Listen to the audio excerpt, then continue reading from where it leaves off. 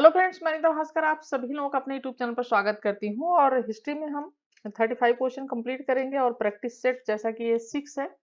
और 6 में हमने 35 क्वेश्चन पिछली वीडियो में कंप्लीट कर लिया था, तो आज 36 क्वेश्चन से ये शुरू करेंगे। और पार्ट सेकंड है, जैसा कि 70 क्वेश्चन होते हैं इसमें, तो 35 क्वेश्चन मैंने करा दिए थे और ये आपको 35 क्वेश्चन आज मैं करा दूंगी। तो चलिए फर्स्ट क्वेश्चन चलते हैं। वीडियो पसंद आए तो लाइक शेयर कमेंट जरूर करिएगा। चैनल पे अगर नए हैं तो सब्सक्राइब भी कर लें, बेल आइकन प्रेस कर लें, जिससे नई वीडियो की नोटिफिकेशन आपको मिल सके। तो देखिए, किस कर्नाटक युद्ध को सेंड-थोम युद्ध के रूप में स्मरण किया जाता है? तो राइट ऑप्शन हो जाएगा ऑप्शन ए, प्रथम कर्नाटक युद्ध को। प्रथम कर्नाटक युद्ध हुआ था 1746 से 48, ठीक है, के बीच में। और इसका कारण क्या रहा था? कारण देखिए, कर्नाटक में युद्ध हुआ था, इसीलिए इसे कर्नाटक युद्ध भी कहा जाता है। और 1746-48 में हुआ था। और अंग्रेज एडमिरल बर्नेट के नेतृत्व में अंग्रेजी सेना ने कुछ फ्रांसीसी जो जहाज थे उस पर क्या किया था? अधिकार कर लिया था। और बदले में फ्रांसीसियों ने क्या किया था? गवर्नर ला बोर्दने के सहयोग से डुप्ले ने मद्रास के अंग्रेज गवर्नर मोर्स को आत्मसमर्पण के लिए मजबूर कर दिया था। और मद्रास फ्रांसीसियों से खाली करवाने के लिए कर्नाटक के नवाब अनुरुद्दीन व फ्रांसीसी सेना के मध्य युद्ध दिया था। और इसीलिए इसको सेंट थोमे का युद्ध कहा जाता है। और इस युद्ध में नवाब पराजित हुआ था और इस युद्ध को सेंट थोमे के युद्ध के नाम से जाना जाता है। यह युद्ध एक्सला सापेल संधि के तहत जो है दोनों के बीच संघर्ष समाप्त हुआ था। तो एक्सला जो है सापेल की जो संधि थी, ठीक है, सापेल की संधि, तो ये प्रथम कर्नाटक युद्ध के बाद हुई थी। कई बार ये क्वेश्चन आ जाता है कि एक्सला सापेल की संधि किस युद्ध की, कौन से कर्नाटक युद्ध में हुई थी? तो प्रथम कर्नाटक युद्ध। और मद्रास जो है इसके बाद पुनः अंग्रेजों को मिल गया था। नेक्स्ट क्वेश्चन है, निम्नलिखित में से किस गवर्नर जनरल वायसराय ने पुरातत्वीय अवशेषों के रखरखाव में गहन दिलचस्पी दिखाई? राइट ऑप्शन हो जाएगा लॉर्ड इसका कर्जन। तो लॉर्ड कर्जन ने जो था वो पुरातत्व का विद्वान था। और उसने 1904 में प्राचीन स्मारकों की रक्षा के लिए उसने परीक्षा स्मारक परीक्षण अधिनियम पारित किया था 1904। और मरम्मत हेतु इसने 50,000 पाउंड, ठीक है, 50,000 पाउंड इसने दिए थे। और इसके बहुत महत्वपूर्ण कई कार्य हैं, जैसे सिंचाई आयोग का गठन किया था 1901 में, सिंचाई आयोग का। और 1902 में इसने पुलिस आयोग का गठन किया था। और इसने विश्वविद्यालय आयोग का भी गठन किया था 1902 में, विश्वविद्यालय आयोग। तो इसलिए इसके ये थोड़ा इंपॉर्टेंट कार्य है। नेक्स्ट है 38 क्वेश्चन है, वर्ष 1767 और 1769 के बीच बंगाल का गवर्नर कौन था? Robert Clive, Verelst, Cartier, Count de Lally. और 38 का जो राइट ऑप्शन हो जाएगा ऑप्शन बी हो जाएगा, वेरिलेस्ट। तो देखिए, वर्ष 1767 और 1769 के बीच में बंगाल का गवर्नर वेरिलेस्ट था। और इस समय बंगाल में द्वैध शासन लागू हुआ था। और शेष शासनकाल जो थे, जैसे रॉबर्ट क्लाइव का था, ये 1757 से 1760 का रहा, ठीक है, प्लासी के युद्ध से शुरू हुआ था और 1760 तक रहा। और उसके बाद जो ये जो है कार्टियर है, इसका का शासनकाल कब से कहा? 1769 से, ठीक है, इसका 69 से 72 तक रहा। और काउंट डी जो लाली है, और ये फ्रांसीसी गवर्नर था, ठीक है। तो राइट ऑप्शन हो जाएगा ऑप्शन इसका बी। बंबई दहेज में किसे मिला था? देखिए, क्वेश्चन बहुत बार रिपीट हुआ है और रिपीट होता रहता है, ये बहुत इंपॉर्टेंट क्वेश्चन है, हमेशा आता रहता है।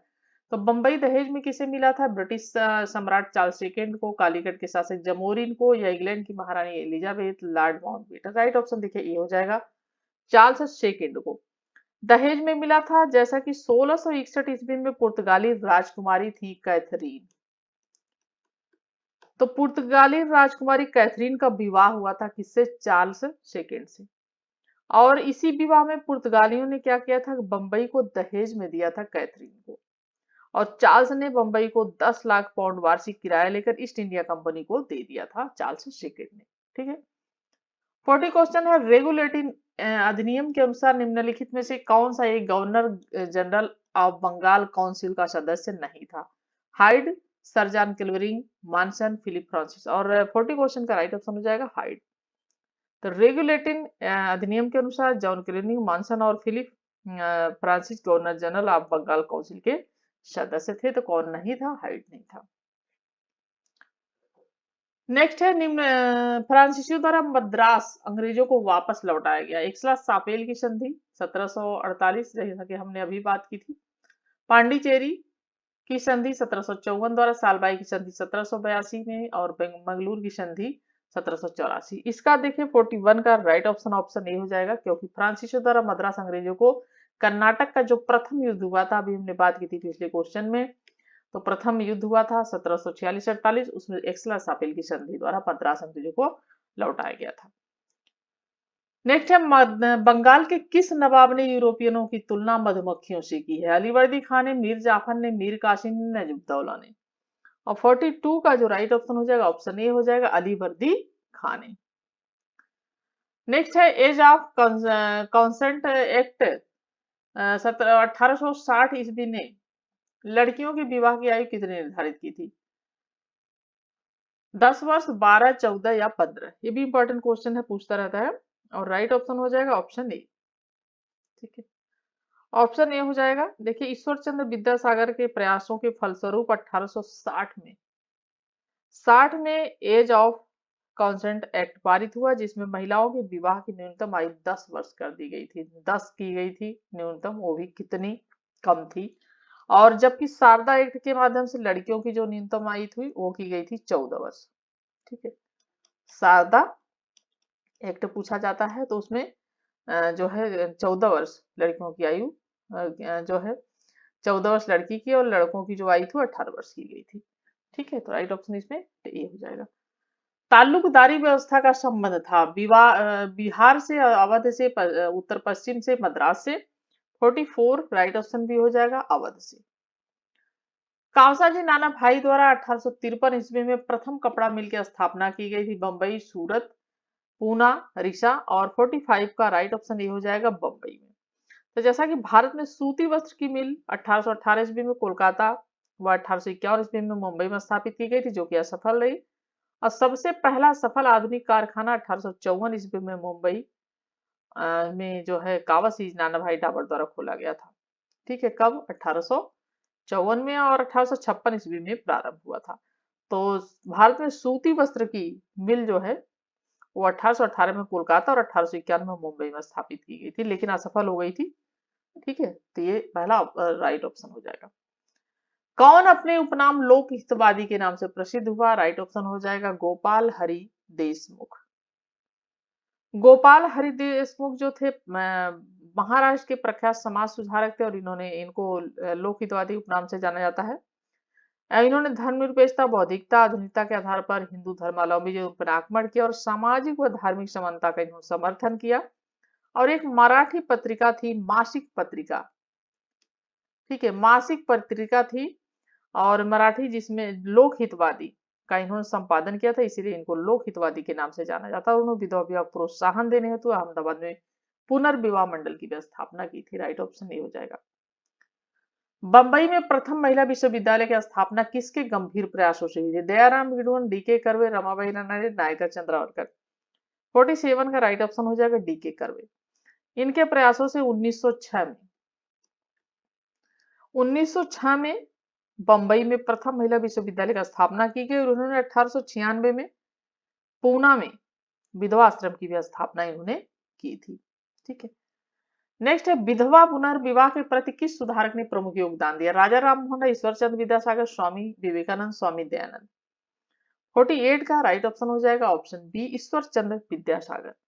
तो ईश्वर चंद्र विद्यासागर विद्वान ही नहीं बल्कि बंगाल के प्रसिद्ध समाज सुधारक थे, और उन्होंने 1855 से में 994 लोगों को हस्ताक्षरित प्रार्थना पत्र ब्रिटिश जनरल के पास भेजा था, और आग्रह किया था कि सरकार विधवा पुनर्विवाह अधिनियम बनाए। और उनके इस प्रयास से 26 जुलाई 1956, ठीक है, 26 जुलाई 1956 को विधवा जो है सॉरी जो है 26 जुलाई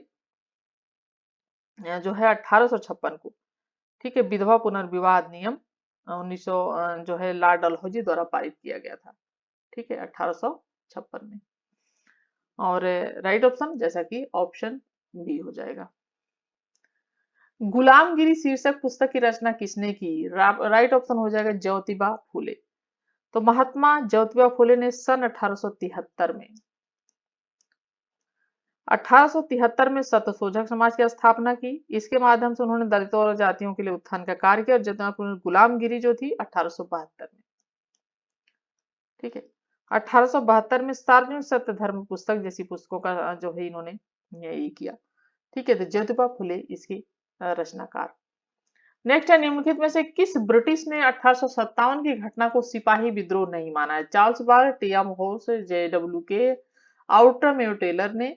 और 40 क्वेश्चन का जो है 50 क्वेश्चन का जो राइट ऑप्शन हो जाएगा ऑप्शन डी हो जाएगा। ठीक है, आउटरम एवं टेलर ने। आउटरमेयर टेलर ने 1857 में स्वतंत्रता संग्राम को सिपाही विद्रोह नहीं माना है और इन्होंने 1857 संग्राम को हिंदू मुस्लिम षड्यंत्र माना है। ठीक है, क्या माना है इन्होंने? हिंदू मुस्लिम षड्यंत्र माना है। ठीक है, 51 क्वेश्चन है, निम्नलिखित में से किसे भारतीय कृषक वर्ग का प्रथम आम विद्रोह कहा जाता है? संथाल विद्रोह, 1857 का विद्रोह, बंगाल का नील विद्रोह, मराठा कृषक विद्रोह। 51 क्वेश्चन राइट ऑप्शन सी हो जाएगा, बंगाल का नील विद्रोह। ठीक है, जैसा कि संथाल विद्रोह 1856 ईस्वी में राजमहल जिले में अंग्रेज अधिकारियों के शोषण दुर्भाग्य के कारण, जबकि 1859 में दिगंबर विश्वास और विष्णु विश्वास के अंदर बंगाल में हुआ था। नील विद्रोह प्रथम आम विद्रोह कहा जाता है। ठीक है, तो निम्नलिखित में से किसे कृषक विद्रोह का प्रथम आम विद्रोह कहा जाता है? तो ऑप्शन हो जाएगा ऑप्शन सी। नेक्स्ट है, 1927 में अखिल भारतीय नारी सम्मेलन की स्थापना किसने की? सावित्रीबाई फुले, मार्गरेट कजिन, कमला नेहरू, कैथरीन कजिन्स। और 52 का राइट ऑप्शन बी हो जाएगा, मार्गरेट कजिन्स। 53 है, किस ब्रिटिश प्रधानमंत्री ने कमनल अवार्ड प्रदान किया? Ramsay MacDonald, Stanley Baldwin, Neville Chamberlain, Winston Churchill. और 53 का राइट ऑप्शन ये हो जाएगा, रैमजे मैकडोनाल्ड। नेक्स्ट है, लॉर्ड हार्डिंग पर बम फेंकने वाले क्रांतिकारी का नाम था? बी.डी. सावरकर, रास बिहारी बोस, भगत सिंह, चंद्रशेखर आजाद। और 54 का राइट ऑप्शन हो जाएगा ऑप्शन बी, रास बिहारी बोस। तो कलकत्ता से दिल्ली राजधानी जब परिवर्तन हो रही थी तो परिवर्तित की जा रही थी, तो उस समय 22 दिसंबर 1912। ठीक है, 22 दिसंबर 1912 बंगाल के महान क्रांतिकारी रास बिहारी जो है बोस ने लॉर्ड हार्डिंग पर बम फेंकने की योजना बनाई थी और ये क्रांतिकारी थे रास बिहारी बोस। मुस्लिम लीग ने किस दिन स्वतंत्रता दिवस मनाया था? राइट ऑप्शन हो जाएगा 22 दिसंबर 1939। ठीक है, ऑप्शन 22 दिसंबर 1939 को मुक्ति दिवस या स्वतंत्रता दिवस मनाया था मुस्लिम लीग ने। 56 से all India trade union Congress के बंबई अधिवेशन की अध्यक्षता किसने की थी? और राइट ऑप्शन इसका हो जाएगा ऑप्शन सी, लाला लाजपत राय ने किया था 31 अक्टूबर 1920। ठीक है, कभी कभी डेट पूछता रहता है, 31 अक्टूबर 1920। ठीक है, और E.M.N. जोशी, जोसेफ बाबिस्ट तथा लाजपत के सहयोग से हुआ था और इसके प्रथम बंबई अधिवेशन की अध्यक्षता लाला लाजपत ने किया था। ठीक है, all India trade union Congress प्रथम अधिवेशन। नेक्स्ट है, निम्नलिखित में से किस तिथि को मुस्लिम लीग द्वारा सीधी कार्रवाई दिवस, डायरेक्ट एक्शन डे मनाया जाता है? और 57 का राइट ऑप्शन सी हो जाएगा 16 अगस्त 1946। 16 अगस्त 1946 को मुस्लिम लीग ने सीधी कार्रवाई दिवस की शुरुआत की और लीग की इस कार्रवाई का उद्देश्य सांप्रदायिक दंगे फैलाना तथा आतंक का माहौल बनाकर यह सिद्ध करना था कि हिंदू मुसलमान एक साथ नहीं रह सकते और इसका नेतृत्व किया था मोहम्मद अली जिन्ना ने। ठीक है, 58 है, निम्नलिखित में से किसने अलीपुर षड्यंत्र कांड में फंसे अरविंद घोष का बड़ी कुशलता से बचाव किया? चित्तरंजन दास, ब्रह्मचंद्र चंद्र बनर्जी, मोतीलाल नेहरू, तेज बहादुर सप्री। और 58 का राइट ऑप्शन ये हो जाएगा चित्तरंजन दास। ठीक है, कब हुआ था षड्यंत्र? 1908 ईस्वी में फंसे अरविंद घोष, चित्तरंजन दास ने बड़ी कुशलता से बचाव किया था।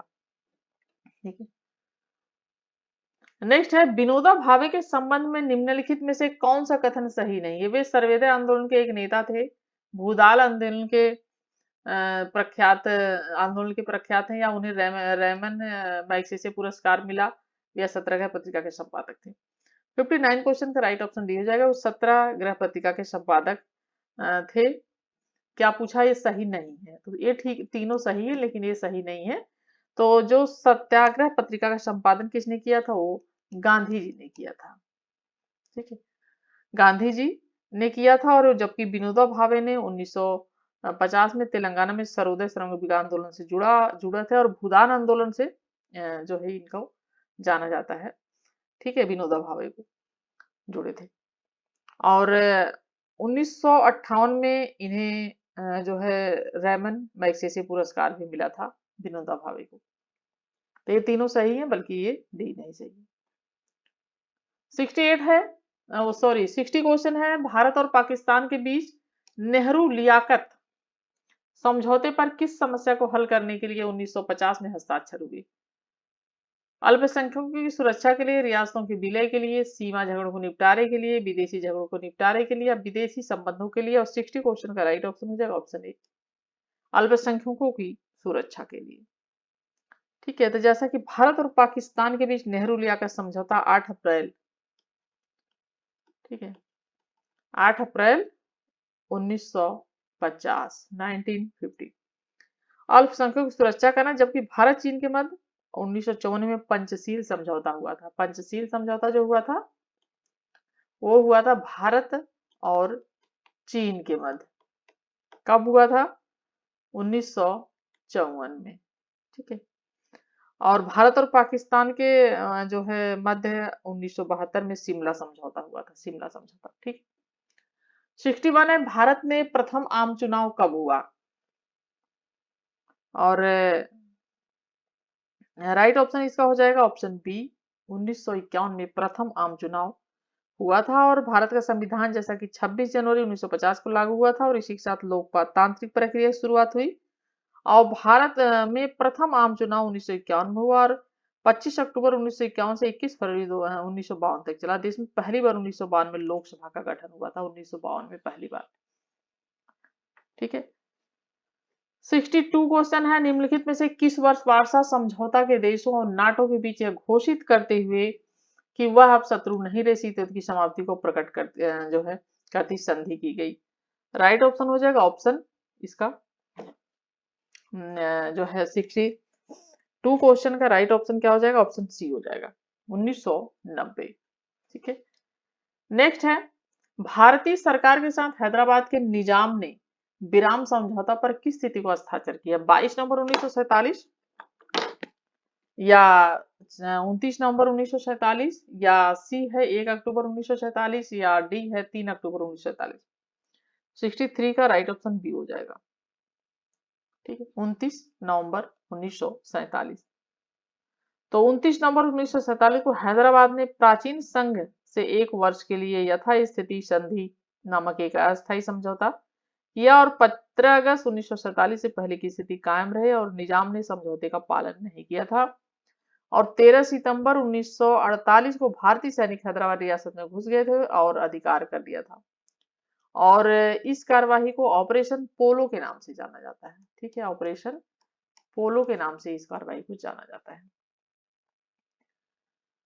नेक्स्ट है, इतिहास लेखन की प्रहालोचना स्वतः शोध एवं अनुभव जन्य संक्रिया का निम्नांकित में से कौन सा प्रकार सही नहीं है? प्रलेख के लेखक का पता लगाना, बी है व्याख्या परक आलोचना करना, सी है प्रलेख का स्थान निर्धारण, डी है प्रलेख का काल निर्धारण, लेखन की वास्तविक तिथि मास और वर्ष का पता लगाना। वर्ष। और 64 का राइट ऑप्शन बी हो जाएगा, व्याख्या परक आलोचना करना। तो इतिहास लेखन में स्वतः शोध के लिए सर्वप्रथम उस विषय की पूरी जानकारी प्राप्त कर प्रलेख के लेखक का पता लगाएं और उसके बाद अनुभवजन्य संक्रिया के द्वारा काल निर्धारण, लेखन की वास्तविक तिथि और वर्ष का पता लगाएं। इसके पश्चात उस विषय का अध्ययन कर एक सामान्य निष्कर्ष को प्राप्त करें, क्योंकि इतिहास और आलोचना स्वतंत्र हिंदी साहित्य के प्रथम दशक में साहित्य के प्रगतिशील मूल्यों की प्रतिष्ठा के लिए किए जाने संघर्ष का ऐतिहासिक दस्तावेज है। तो ये प्रकार जो सही नहीं है वो व्याख्या परक आलोचना करना, ये सही नहीं है। ठीक है, ये तीनों जो है चीजें इस तरीके से होंगी। सामाजिक समझौता पुस्तक किसने लिखी? राइट ऑप्शन हो जाएगा रूसो ने। सामाजिक समझौता या सोशल कॉन्ट्रैक्ट। ठीक है, ये पुस्तक किसने लिखी है? ये पुस्तक लिखी है रूसो ने। और इसमें रूसो ने आदर्श समाज की स्थापना की युक्ति सुझाई है, जिससे कि मानव जाति को प्राकृतिक अवस्था से कष्टों से मुक्ति मिले और सामाजिक बंधन तथा राजनीतिक दासता की आलोचना करते हुए उसने राज्य की नैतिकता के लिए राज्य को अनिवार्य बताया है। ठीक है, और सामान्य इच्छा का सिद्धांत भी रूसो ने दिया और प्रकृतिवादी विचारक था ये रूसो। नेक्स्ट है बाल्कन युद्धों के संबंध में निम्नलिखित में से कौन सा कथन सही नहीं है? बाल्कन युद्ध से यूरोपीय ऑटोमन साम्राज्य समाप्त हो गया।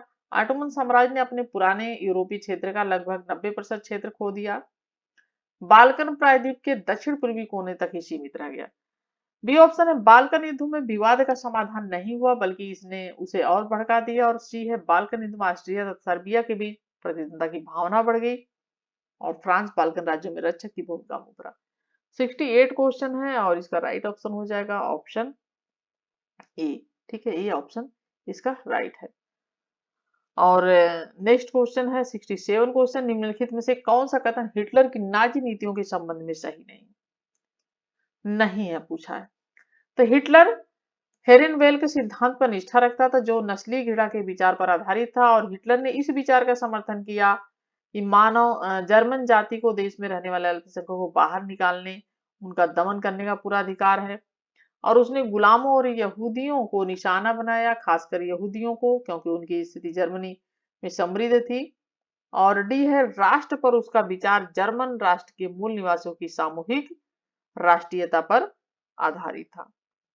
और जो है ये क्वेश्चन जो है इसमें सभी सही लग रहे हैं। ठीक है, तो ये जो क्वेश्चन यहाँ पे दिया सभी कोई सही नहीं है, यहाँ पे सभी सही है। ठीक है, इसमें सभी सही होंगे। ठीक है, चलिए नेक्स्ट है निम्नलिखित में से किस देश ने मुस्तफा कमाल पाशा के नेतृत्व में आधुनिकीकरण हेतु उग्र सुधारवादी अभियान की शुरुआत की? Turkey, Iran, Syria, Lebanon. और 68 का राइट ऑप्शन हो जाएगा टर्की। तो जैसा कि मुस्तफा कमाल पाशा तुर्की क्षेत्र के मार्शल क्रांतिकारी राजनेता, लेखक और तुर्की का राज्य के संस्थापक जो है था और इसके नेतृत्व में तुर्की में आधुनिकीकरण हेतु उग्र सुधारवादी अभियान की शुरुआत हुई थी। और 20वीं शताब्दी के सबसे महत्वपूर्ण राजनीतिक नेताओं में से यही एक माना जाता है कमाल पाशा। और जैसा कि जो है कमाल पाशा ने तुर्की में शासन को धर्म से अलग करते हुए काजियों से न्याय संबंधी जो सारे अधिकार थे उसे क्या किया था, इसने छीन लिया था। और इसलिए उसे तुर्की का खीन लिया था और खलीफा का पद प्राप्त किया था। और इसीलिए इसे तुर्की का पिता भी कहा जाता है। ठीक है, इसे तुर्की का पिता भी कहा जाता है कमाल पाशा, मुस्तफा कमाल पाशा। 69 है किस घटना से शीत युद्ध की औपचारिक शुरुआत मानी जाती है? यूनान के गृह में अमेरिका का हस्तक्षेप का निर्णय, बर्लिन संकट, नाटो का गठन, सोवियत संघ का परमाणु शक्ति के रूप में उभरना। 69 क्वेश्चन है, राइट ऑप्शन ए हो जाएगी यूनान के गृह में अमेरिका का हस्तक्षेप का निर्णय। तो शीत युद्ध की औपचारिक शुरुआत यूनान के गृह में अमेरिका के हस्तक्षेप का निर्णय था। और यूनान का गृह युद्ध यूनानी गवर्नमेंट आर्मी और यूनान की डेमोक्रेटिक आर्मी के बीच हुआ था। और यूनानी गवर्नमेंट आर्मी का समर्थक अमेरिका तथा यूनान की डेमोक्रेटिक पार्टी आर्मी जो है का समर्थन सोवियत संघ कर रहा था। और यह गृहयुद्ध 1943 से 49 तक चला था। ठीक है, लास्ट क्वेश्चन है बुद्धि उतोमो था एक जापानी सुधारवादी सोसाइटी, एक हिंद चीनी राजनीतिक दल, एक इंडोनेशियाई गुप्त सोसाइटी, एक इंडोनेशियाई राष्ट्रवादी संगठन। लास्ट क्वेश्चन और राइट ऑप्शन हो जाएगा ऑप्शन डी, एक इंडोनेशियाई राष्ट्रवादी संगठन था। तो इंडोनेशिया हालैंड जो का उपनिवेश था और 20वीं शताब्दी के आरंभ में विश्व के अन्य देशों की भांति इंडोनेशिया में भी राष्ट्रीय स्वतंत्रता का आंदोलन शुरू हुआ। और 1908 में उस आदम पहली राष्ट्रीय बुद्धि उतोमो की स्थापना जो है किया और जिसका मूल उद्देश्य इंडोनेशिया में राष्ट्रीय स्तर के स्कूलों की स्थापना करना था। ठीक है, तो राइट ऑप्शन हो जाएगा ऑप्शन इसका एक इंडोनेशिया राष्ट्रवादी संगठन था। और 1911 में इंडोनेशिया के व्यापारिक हितों को प्रोत्साहन देने और पारस्परिक जो आर्थिक है उसका सहयोग और बौद्धिक कल्याण आदि के लिए इस्लाम का प्रचार करने के उद्देश्य से शरीयत इस्लाम नामक संस्था का गठन किया गया। ठीक है। ठीक है, तो 70 क्वेश्चन कंप्लीट होते हैं और आशा करती हूँ वीडियो आपको पसंद आई होगी। इंपॉर्टेंट क्वेश्चन है। वीडियो पसंद आई हो तो लाइक शेयर कमेंट जरूर करें। Thank you for watching video.